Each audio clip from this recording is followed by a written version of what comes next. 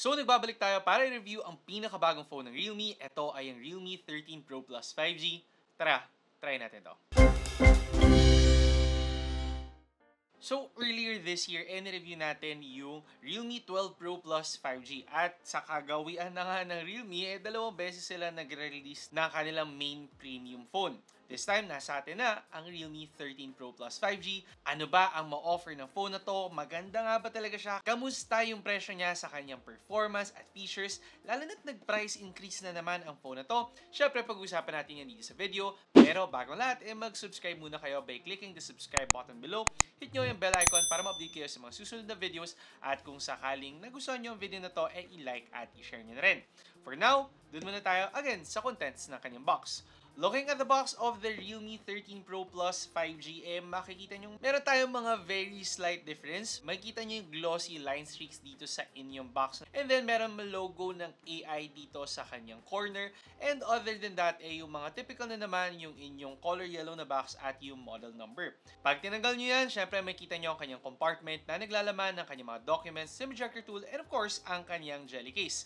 Again, for the Realme 13 Pro Plus 5G, nakikisama siya sa iba't ibang phones na na-release this year na gumagamit na ng opaque na jelly case. Again, hindi ko na-appreciate to kasi sayang naman yung mga magagandang design ng mga phones na naglabasan ngayong taon. Aside pa dyan, syempre, ang inyong Realme 13 Pro Plus 5G na unit, and then ang kanyang charging cable, and then finally, ang charger. So for the contents of its box, masabi ko na namang wala na masyadong kakaiba at this point. Ayun, wala na wired earphones, opaque yung jelly case, mga bagay na nakita naman natin from other phones ngayon 2024. Ngayon, doon naman tayo syempre sa Realme 13 Pro Plus 5G. For this phone, yung main design niya, sabi ko very similar dun sa mga previous Realme phones na na-release. Realme 11 at saka 12 na merong circular camera module dito sa gitna. Tapos may golden rim niyan na parang ayun may mga lines pa dito sa gilid. Pero makikita natin na may mga slight differences din siya. Nawala na yung linya na dumadaan dito sa gitnang likuran ng iyong phone. And then meron kang barb dito sa ilalim ng kanyang camera module na nakasulat na Hyper Image Plus. Side pa dyan, generally halos similar talaga siya to the previous phones. I guess, ginagawa din nila tong trademark design nila. And then, yung kakaiba pa dito ay yung texture na kanyang ginamit. So, for the Realme 13 Pro Plus 5G, available siya in two different colors. And yung meron sa akin ay yung color na Emerald Green. For the Emerald Green, gumagamit siya ng vegan leather. So, kung habol nyo nga yung leather material sa likuran ng phone, syempre go with this one. Something lang to note is kahit Emerald Green yung pangalan niya, hindi ko talaga mahanap yung green sa likuran nito. Para sa akin, navy blue siya na leather and even underlighting talaga, parang navy blue pa rin siya para sa akin. So anyway, yung isa namang color ay yung tinatawag nila na Money Gold. So yung Money Gold, I think naka-name siya after sa Money art style na ay nga kung saan inspired yung design ng color na to. Glass yung back material niya and magkaiba yung thickness at saka yung weight nilang dalawa. So ayun, medyo mga something to note about if pipili kayo ng color. Gusto ko naman yung mga golden accents na nilagay nila, yung golden na Realme logo, yung golden rim at saka yung golden edges ng phone na to. Meron siyang IP65 rating. So again, mas panatag tayo pagdating sa mga dust and water.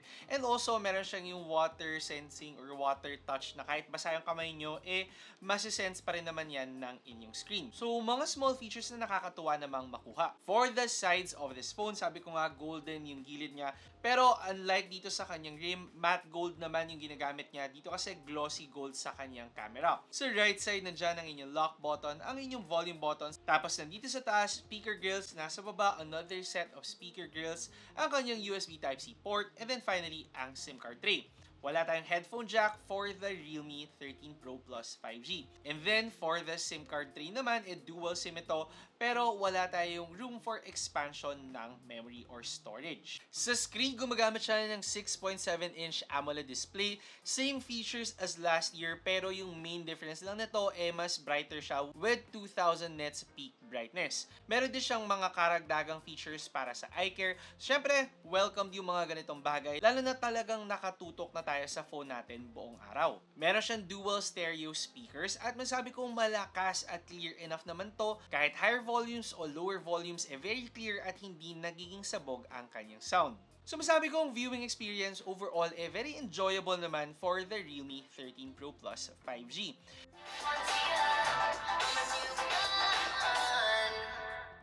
In terms of battery performance naman, meron siyang 5,200 mAh battery. At syempre, tinest out natin yan at nakuha tayo ng mga around average to a little bit above average na score. While playing Mobile Legends, inabot kami ng 73% ng battery after 2 hours of gaming. And for PC Mark battery test naman, inabot tayo ng mga around 11 to 12 hours. So, ayun, considering na marami tayong mga phones na umaabot sa mga gantong values and sometimes nag-exceed pa, sabi ko ngayon 2024 at this price point, nasa average na ang Realme 13 Pro Plus 5G. Kung sakali naman na malolobat ang inyong phone, with an 80-watt SuperVOOC fast charging, inabot lamang ng 50 minutes para fully ma-charge ang phone na to from 0%. So kung kayo on the go lagi, medyo magugustuhan nyo yung ganito kabilis na charging. Wala tayong wireless charging, medyo normal pa naman for phones at this price. Ngayon, yung main highlight talaga ng phone na to ang kanyang camera performance. So compared to last year, this time, meron siyang 50 megapixel Sony sensor na main camera and then a 50 megapixel Sony sensor periscope telephoto lens, an 8 megapixel ultra-wide lens, and then a 32 megapixel Sony sensor front-facing camera. So basically, talagang binudburan ng Sony lens ang inyong Realme 13 Pro Plus 5G. Siyempre, tinest natin yan at ito ang kanyang results. Masabi ko na yes, nag-improve siya at mas nagmukhang natural ang photos ng Realme 13 Pro Plus 5G.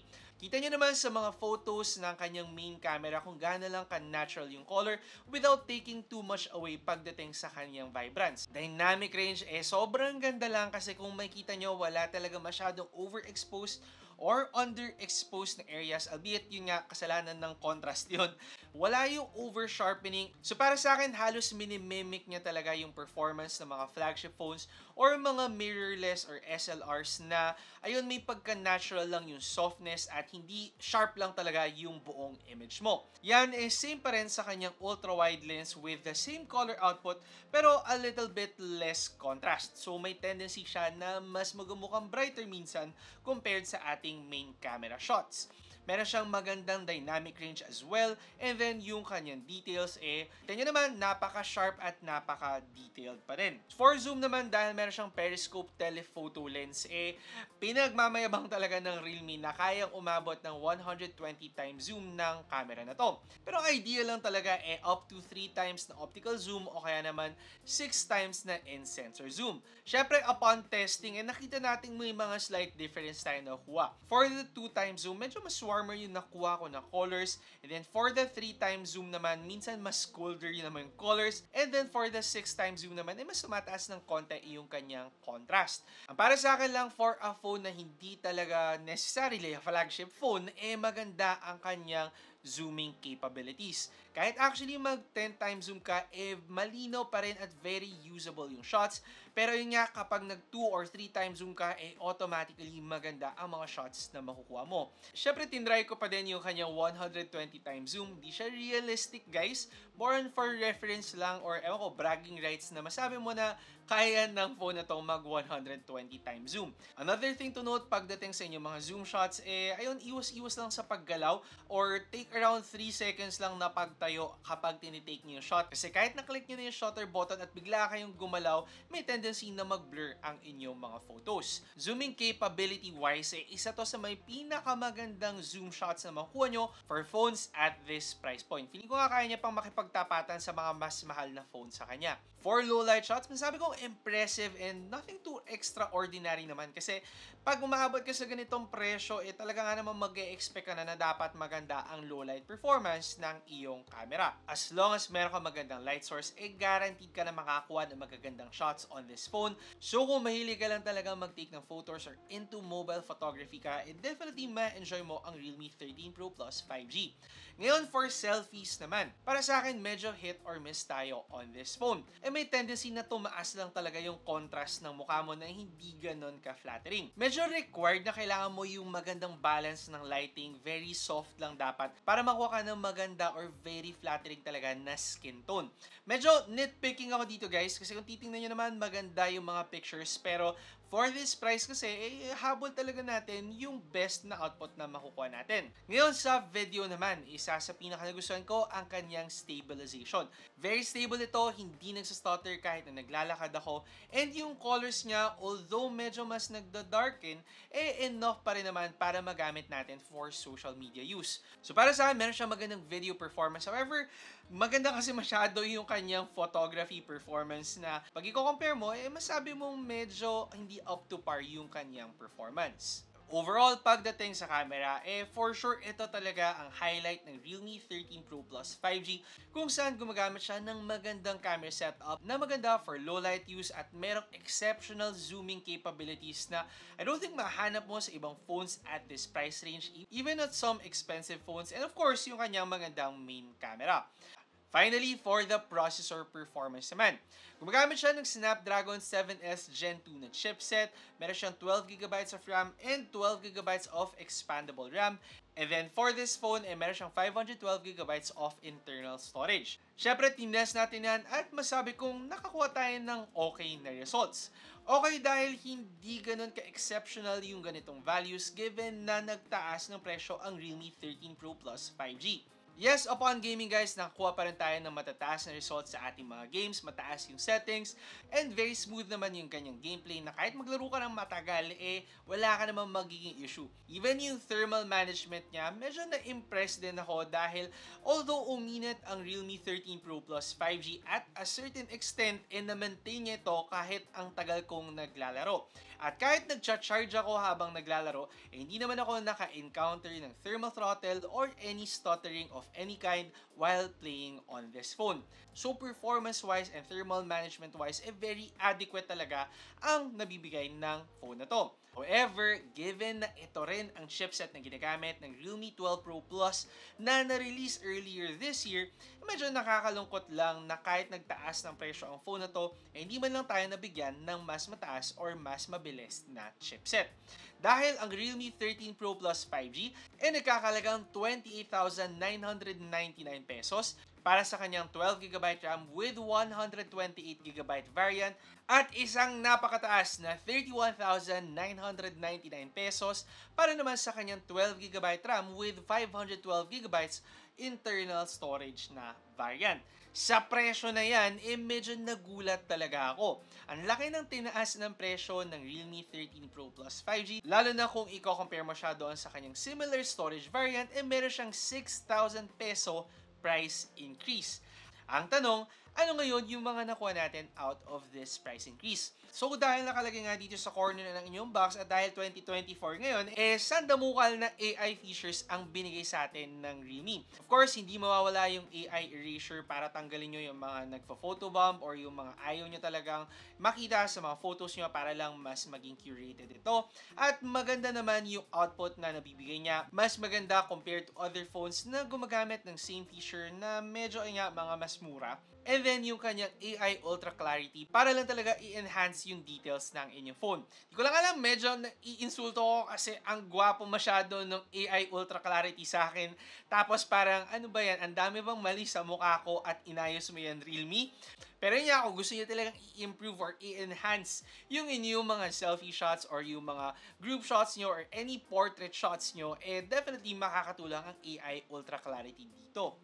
Siyempre, nandiyan din yung AI audio zoom na kapag zinuzoom mo siya, doon magpo-focus yung input ng audio sa kanya. So, mas magiging clear lang talaga yung audio mo na kung ano yung subject talaga na tinitake mo, doon manggagaling yun at mababawasan yung background noise. Hello, si Alvin, ang inyong tag guy, at pag-uusapan natin isa sa most requested videos. So, itong mga AI feature, yung iba available sa ibang phones, yung iba medyo unique for the Realme 13 Pro Plus 5G.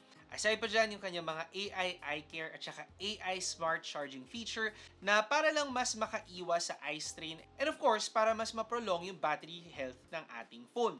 Etong lahat na to yung mga feature na mas nagdadagdag talaga ng value for the Realme 13 Pro Plus 5G. Ang tanong, worth it ba to ng additional 6,000 peso na price increase compared to its predecessor? Para sa akin, medyo challenging ito for the Realme 13 Pro Plus 5G given na yung mga additional features nila ay mostly doon sa software.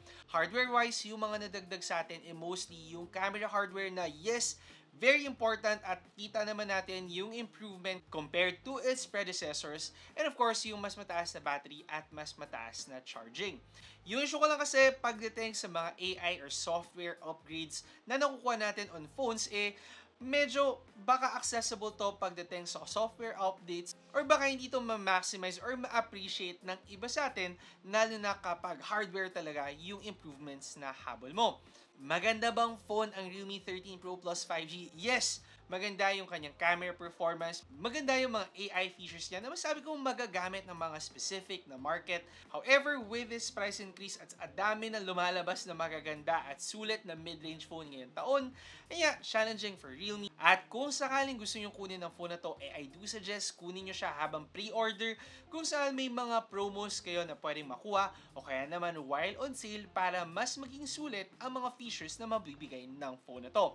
Isang magandang phone na may AI features at magandang camera performance and of course, exceptional zooming capability pero may mataas na price increase. Yan na ang masabi ko for the Realme 13 Pro Plus 5G. Hopefully nakatulong sa inyo ang video na to para malaman kung ito nga ba ang phone na dapat nyong kunin ngayong taon.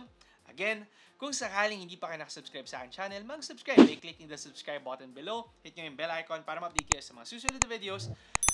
At kung sakaling nagustuhan nyo ang video na to, i-like at i-share nyo na rin. Ako si Alvin, ang inyong tech guy. See you next time. Ingat!